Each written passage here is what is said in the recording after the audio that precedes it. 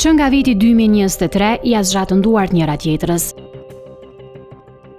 Ministri e Arsimit Arblina Gafsi dhe Natyra Agani nënshkruan një marrëveshje bashkëpunimi me tu themeluar një institucion arsimor privat që ka për qëllim kualifikimin e asistentëve për fëmijët me nevoja të veçanta në nxënje.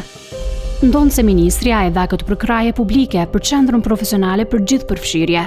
Kjo qendër private si ka punë fort mirë në aspektin ligjor. QPG, një institucion privat që ofron programe ndërkombëtare për nivelin 5, asistent për fëmijë me nevoja të veçanta, nuk është e akredituar nga Autoriteti Kombëtar i Kualifikimeve. Këtë ka pohuar vetë AKK-ja për emisionin. Ministria Nagavsi përkundër mbështetjes në rrjete sociale, siç duket, nuk e ka përfillur vendimin e Autoritetit Kombëtar të Kualifikimeve, që vepron në kuadër të vetmashtit. Si është e mundur që pa u akredituar, kjo qendër vazhdon programin, madje ka nxjerrë një gjenerat të diplomuar dhe një tjetër është në pritje.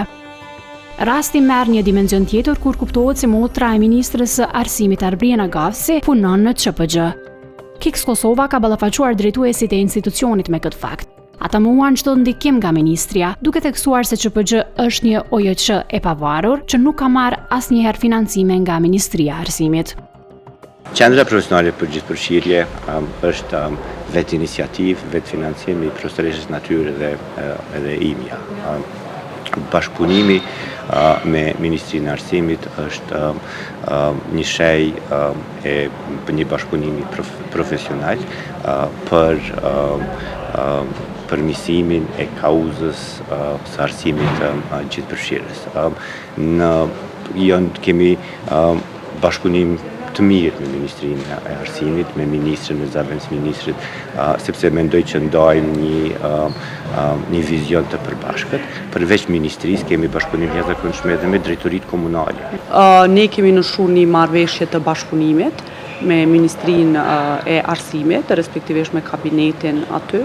Edhe ajo ka të disa klauzola që lidhen kryesisht me ofrimin e përkrahjes profesionale.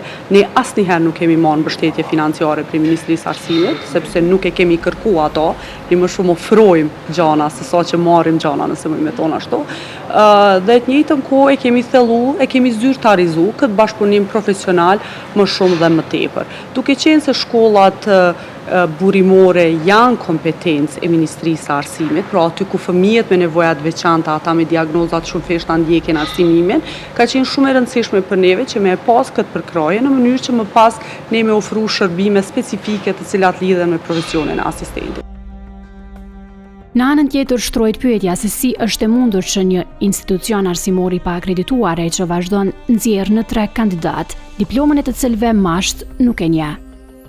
Ndryshe kjo nuk mund të përkthehet vetë se një konflikt interesi, për faktin se drejtuesi i QPG-s Erblir Kadriu është përkrahës i vetëvendosjes dhe këtë shfaq haptazi në rrjete sociale. Përveç pranisë së ministrës Nagavsi, në organizimet të QPG-s nuk ka munguar edhe zëvendës Ministri i Arsimit Aulant Kelmendi. Emisioni për disa herë ka tentuar të marrë përgjigje nga ministria se si është e mundur t'i lejohet puna një qendreje private arsimore pa u kualifikuar nga AKK-ja. Por tentimet tona mbeten pa përgjigje.